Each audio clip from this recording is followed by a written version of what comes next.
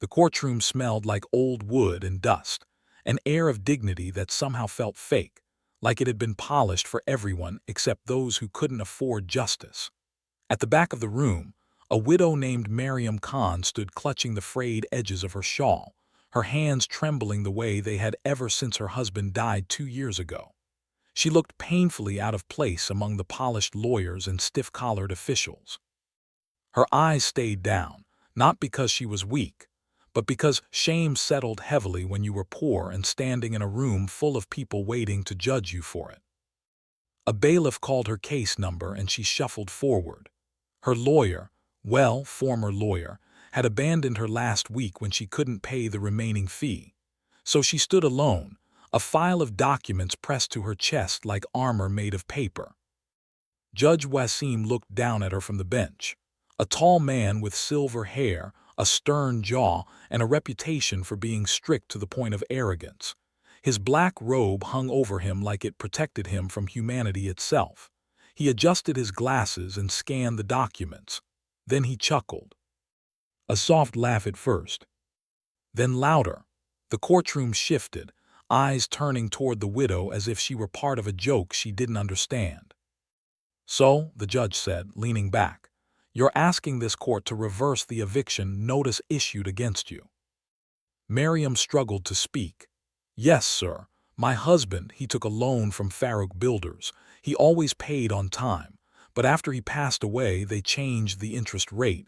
They tricked me. I didn't understand the papers I was signing. Now they want to take my home." The judge raised an eyebrow. "And what evidence do you have of this alleged fraud?" I have this." She held out a bundle of wrinkled receipts, letters, and an old contract that she had carried so much the ink was fatting. The judge skimmed the first page, snorted, and tossed the papers onto his desk like they were trash. "These are incomplete. Half of these look like they were printed at some street shop." He laughed again. "You expect this court to overturn a legal contract based on these flimsy documents?" A sting shot through Miriam's chest, embarrassment wrapping tightly around humiliation. "Sir, please," she whispered. "It's my home. I have nowhere else to go. My son is only 6, he—" "Enough!" The judge tapped his gavel lightly, not to keep order but to show impatience. "You should have hired competent counsel instead of coming here with whatever this is." "I had a lawyer," she whispered. "I paid everything I could. He left after." "Irrelevant," his voice sharpened. "Next time, don't waste the court's time with emotional appeals. Facts matter, not tears."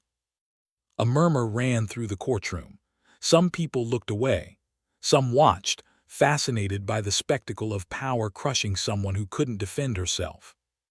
"But sir," she tried again. He pointed a finger at her. "One more word and I'll hold you in contempt." Miriam's lips trembled, but she said nothing. The courtroom grew unbearably quiet, like everyone was holding their breath to see how much lower this moment could sink. Judge Wasim leaned back, clearly ready to end the matter. "The court upholds the eviction. You have 10 days to vacate the premises." For a second, just a second, the sound in the room seemed to fade for Miriam. Her breath caught. Her knees felt weak. 10 days. 10 days until everything she had left of her husband was gone. 10 days until her child would sleep on some relative's floor or in a shelter. 10 days until she became exactly what the builder wanted, erased. She clutched her shawl, eyes welling. She tried to keep her dignity, but her voice broke anyway. "Your Honor, this is wrong." Judge Wasim smirked. "Life is unfair, Mrs. Khan. Learn to accept it." The words hit harder than the order. She stood frozen as the judge prepared to bang the gavel and close the case. But he never got the chance. The doors of the courtroom swung open with a heavy crash. 3 men walked in, strode in with the unmistakable look of people who didn't ask permission to exist. Leather vests, heavy boots, tattoos crawling up their arms like living warnings. The air changed instantly. Conversations cut short. Heads turned. Even the security guards straightened with nervous alertness. And in the center of them was someone every person in the city knew by reputation alone. Amir Steele Qureshi, president of the Iron Lions Motorcycle Club. Tall, broad-shouldered, beard trimmed sharp, eyes cold enough to silence a room. His presence was like a storm you saw rolling in from miles away and still couldn't avoid. The judge's smirk faded. The bailiff stepped forward nervously. You can't enter, this is a court." Steele didn't even look at him. His voice was low but carried across the courtroom like thunder. "We're here for the widow." Everyone turned toward Miriam. She blinked, confused. She had never seen these men before. Steele removed his sunglasses and looked straight at the judge. "Continue. I want to hear what you were saying to her." The judge cleared his throat, trying to recover authority. "This is a court of law. You cannot simply barge in." "Funny," Steele said, crossing his arms, "because from what I heard outside, you were the only one laughing." Miriam stared, her heart pounding. She didn't know who these men were or why they were here, but for the first time all day, she felt the tiniest spark that maybe, just maybe, someone was on her side. Judge Wasim straightened his robe. "If you don't leave immediately, I will." Steele raised one finger. "Just one." And the judge went silent. "Before you finish that sentence," Steele said quietly, "let me tell you why we're here." He turned to Miriam, his expression softening for the briefest moment. "Your husband helped one of my brothers years ago, saved his life, actually. We don't forget our debts." Miriam's eyes widened. Steele looked back at the judge. "And we don't let anyone take advantage of a widow, especially not someone hiding behind a robe." The room crackled with tension. Everyone held their breath. The judge swallowed hard. And Miriam realized for the first time in years that she wasn't alone. Judge Wasim sat stiffly on the bench, his eyes darting between the three bikers and the courtroom door, calculating how quickly security could get them out and how soon he could claim he feared for his life. But security made no move, because even they knew who stood before them. Amir Steele Qureshi wasn't a street thug. He was a man whose influence ran through the city like underground wiring, silent, but powerful enough to elect mayors, end political careers, and shut down entire construction projects overnight. Steele's two men, Raqqa and Gibran, flanked him like shadows, their eyes fixed on every movement in the courtroom. Miriam, meanwhile, stood frozen in disbelief. She had never met these men.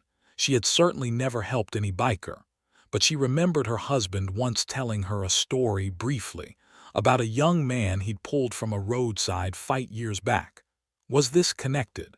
Had that moment rippled all the way into this courtroom? Steele turned slightly toward her, his voice softer. "Mrs. Khan, do you want us here?" Everyone stared at her.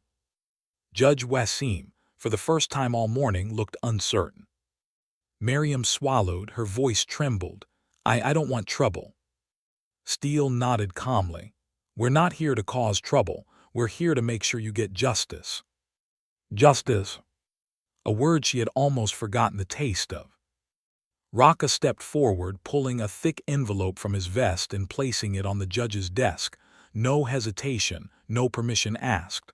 All the original contracts, the forged ones, the altered interest papers. We've got everything. Whispers rippled through the audience. Even the judge blinked. "How?" Judge Wasim asked before he could stop himself. "How did you get these?"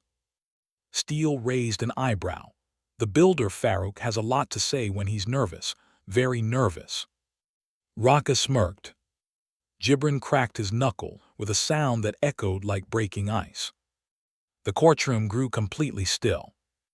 "You threatened him," the judge accused, trying to grab onto a sense of authority. Steele shrugged. "We talked and he told the truth, more willingly than you'd expect." Judge Wasim glared at the envelope as if it might explode. "This is not proper evidence." Steele leaned forward slightly. "You haven't even looked at it." "I don't need to. Evidence cannot be obtained illegally." "Illegally?" Steele's lips twitched. "Funny, Because I don't remember you complaining when Farouk Builders illegally changed loan terms, forged a widow's signature, or bribed a lawyer to drop her case. The judge stiffened. The audience gasped. Miriam's eyes widened. My lawyer, he was bribed. Steele nodded. He took 20 lakh rupees to withdraw at the last moment. We have proof of that too. Bank transfers, voice notes, screenshots, full package. The judge's face slowly lost color. Steele continued. We also know you approved the eviction without reviewing her documents. Twice. The courtroom went silent. Dead silent. No one dared breathe. Judge Wasim swallowed hard. I will not be intimidated by bikers. Good, Steele said calmly. Because we didn't come to intimidate, we came to expose. He snapped his fingers. Gibran walked to the back and opened the door. 3 men entered. 2 were journalists from major news outlets. The third was a man in a gray suit with a badge clipped to his belt. The National Accountability Bureau. NAB. The judge's blood ran cold. The officer, Deputy Director Humor, spoke with crisp authority. We received a tip this morning about corruption involving Farouk Builders and a sitting judge. We're here to observe the proceedings and collect evidence. Judge Wasim stuttered. This is irregular. So is taking money to fast-track evictions, Humor replied sharply. Steele turned to Miriam. His voice was steady. Mrs. Khan, tell the court what happened. Tell them everything. She hesitated, not out of fear of speaking, but because she couldn't remember the last time someone actually asked for her truth. Miriam took a shaky breath. My husband, Hamid Khan, took a loan for home repairs, a small one. Farouk Builders changed the terms after he died. They raised the interest. They told me I had signed the papers, but I never did. I don't read English well. They made me put my thumbprint on something else, something they never explained. Her voice trembled. They told me I had 30 days to pay 80 lakh rupees. Impossible. When I went to court, the judge dismissed my papers without even looking. Her eyes flicked to Wasim. He laughed at me. A soft gasp swept through the room. Deputy Director Humor turned to the judge. Did you laugh at a petitioner? Judge Wasim sputtered. She misunderstands. She doesn't, Steele cut in, and we have audio. He nodded to Raka, who pulled out a small device and pressed play. The judge's mocking chuckle echoed through the speakers, his dismissive words, his tone dripping with contempt. The courtroom erupted into whispers. The judge's face darkened. This is an ambush, he snapped. You cannot. Steele stepped closer, not threateningly, but with the weight of a man who knew he didn't need threats. You had power, she had nothing. You used your position to crush her. Now the truth is crushing you. The judge opened his mouth, but a voice stopped him. Excuse me. Everyone turned. A small boy, 6 years old, was standing by the back door, holding a school bag almost bigger than him. Miriam's heart clenched. RM, what are you doing here? RM walked shyly to his mother, clutching her hand. Teacher said you were in court. I wanted to be with you. Steele's eyes softened. Even the bikers stood straighter protectively. Judge Wasim looked at the child, then at the biker club surrounding him, then at the NAB officers closing in, and realized, perhaps for the first time in his career, that he was trapped. And the widow he had laughed at was no longer alone. Steele turned to the judge one last time. We're not leaving until justice is done. The judge, sweating, trembling and cornered by his own corruption, finally exhaled and reached for the envelope. His hands shook as he opened it. Page after page of forged documents, bribe statements, lawyer transfers, builder confessions. His worst nightmare in physical form. He slumped slightly. This, he whispered, this will destroy careers. Steele's voice was steady, not the innocent ones. The judge stared at Miriam. truly stared at her for the first time, not as a nuisance, not as a poor widow, but as a human being wronged under his watch. He swallowed hard. "This court," his voice cracked. He cleared his throat. "This court withdraws the eviction order." Miriam gasped.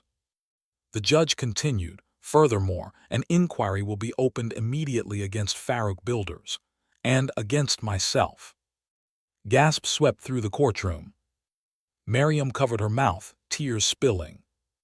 RM hugged her tightly. "Amy, is everything okay?" She knelt and held him close. "Yes, baby, yes, everything is okay now." Steele turned away slightly, giving mother and son privacy. Raqqa and Gibran exchanged relieved smirks. Deputy Director Umer collected the documents. "We'll take it from here.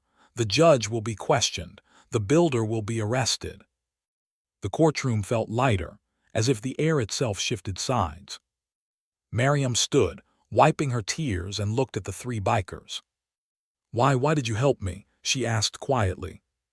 Steele's expression softened. "Your husband helped us once. He didn't ask for anything, he didn't expect anything. He just did the right thing, now it was our turn." Her breath hitched, "But I didn't even know." "You didn't have to," Steele said gently. "Good people leave behind protection even after they're gone." Miriam's eyes filled again, this time with hope. For the first time in years, she wasn't just surviving. She was standing. The news spread across the city like wildfire. By evening, every major channel was running the headline. "Widow wins court case after biker club exposes corrupt judge and builder." But in the quiet hours following the hearing, Miriam wasn't thinking about headlines. She was thinking about how her world had changed in a single afternoon, how strangers had walked into a courtroom and stood beside her when everyone else turned away. Steele and his men escorted her and little RM outside the courthouse. Cameras flashed. Reporters shouted questions. The roar of motorcycles echoed across the parking lot where dozens of Iron Lions members waited, forming a protective ring. RM clung to her shawl, overwhelmed by the noise. Miriam held him close, shielding him from the chaos. Steele raised a hand, and instantly the bikers' engines cut off. Silence rippled through the crowd like someone pressed pause on the world. He approached her slowly. "We'll escort you home. No one will touch your house again." Miriam nodded gratefully, though her heart still trembled with disbelief. "You've already done so much. I don't know how to thank you." "You don't need to," Steele replied. "Just let us make sure you and your son are safe." They reached her small neighborhood after a short ride. The bikers surrounded her house, forming a steel wall of men and machines. Curious neighbors peeked from windows and rooftops, whispering, wondering what a widow had done to warrant the protection of the most feared motorcycle club in the city.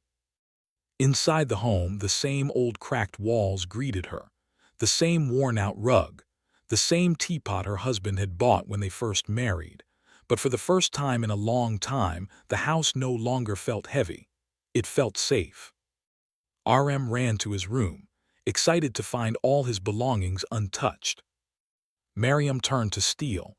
"Will the builder try again?" Steele shook his head. "Farouk Builders is finished. NAB arrested Farouk 30 minutes ago. His accounts are frozen. His contracts are being reviewed. And about the judge," he looked toward the street, "he's been suspended pending investigation." Miriam lowered her gaze. "I never wanted to ruin anyone. I just wanted a chance." Steele smiled faintly. "Sometimes justice ruins the right people." She exhaled deeply, a breath she'd been holding for months. Raqqa stepped inside the door holding a small black box. "Before we leave, there's something Hamid wanted you to have." Miriam's eyes widened. "My husband." Raqqa nodded. "He gave this to one of our men years back. Told him, if anything ever happens to me and my wife is alone, give this to her. But that biker moved away. He just returned to Karachi last month. When he heard your name on our radio channel today, he brought it immediately." Miriam's hands shook as she opened the box. Inside was a small silver chain with a tiny locket. She knew it instantly. It was the locket Hamid used to wear tucked under his shirt. Her breath hitched. A tear slid down her cheek as she opened it. Inside was a folded piece of paper. She carefully unfolded it. Her husband's handwriting, messy, simple, familiar. "If I can't protect you in this world, someone will come who can. Don't be afraid. You are stronger than you think." She pressed the locket to her forehead, sobbing quietly. Steele stepped back respectfully, giving her a moment. When she finally looked up, her eyes were red but determined. "Thank you for giving my husband's promise back to me." Steele nodded. He kept his word. For a long moment, they stood in a silence that wasn't heavy, it was full. Full of memories, gratitude, and unspoken understanding. As the sun dipped, Steele signaled his men. "We'll post guards outside your street for a few days, just precaution." "You've already done." "Not enough," Steele interrupted gently. "Your husband saved my brother's life. Today we repaid a part of that debt." Miriam smiled softly. "Then may Allah protect you all." Raka and Gibran bowed their heads respectfully before stepping out into the street. That night the neighborhood glowed under the headlights of parked motorcycles. No one dared approach Miriam's home. No thugs, no agents of Farouk builders, no corrupt officials looking to silence her. Word had spread. The Iron Lions were watching. Inside her home, RM curled up next to her, unaware of the storm that had just passed. She stroked his hair, the locket hanging around her neck now, a reminder of Hamid's love and the strange path destiny had taken to protect them. Around midnight, someone knocked gently on her door. She opened it to find Steele standing alone, helmet in hand. "I wanted to tell you something before we leave," he said quietly. Miriam stepped onto the threshold. "Yes." Steele hesitated. For the first time since she had met him, he looked unsure, vulnerable even. "Your husband, he wasn't just a good man, he was brave. He helped my younger brother when he didn't have to. He saved him from a knife attack. My brother was just a stupid kid then. Hamid stood between him and danger without thinking." Miriam felt her heart swell. "He never told me." "He didn't want you to worry." Steele looked at her gently. "He told us once that you and RM were his whole world. Protecting you would be the easiest promise for him to make." Her eyes welled again. "You and your son," Steele added. "You can call us any time. Your family now. Not because of the debt, but because we choose to stand by you." She wiped her eyes. "You've already changed our lives." Steele gave a small smile. "No, you changed ours. Reminded us that there are still people worth fighting for." He stepped back, put on his helmet, and started his bike. The engine rumbled softly. "Good night, Mrs. Khan," he said. "Good night, Steele." And with that, he rode off into the night, followed by the rest of the Iron Lions, their engines thundering like a promise echoing through the streets. The next morning, when Miriam stepped outside, she found something taped to her front gate. A handwritten note. From Steele. "You're not alone anymore." She pressed it to her chest, smiling through her tears. For the first time since her husband died, the world didn't feel cold. For the first time she felt strong. For the first time she felt seen. And as her son came running out with laughter in his eyes, the sunlight warming their doorstep, Miriam knew one thing with absolute certainty. Justice had finally come. Not from the powerful, not from the wealthy, but from the unexpected guardians who rode on two wheels and kept their promises in steel.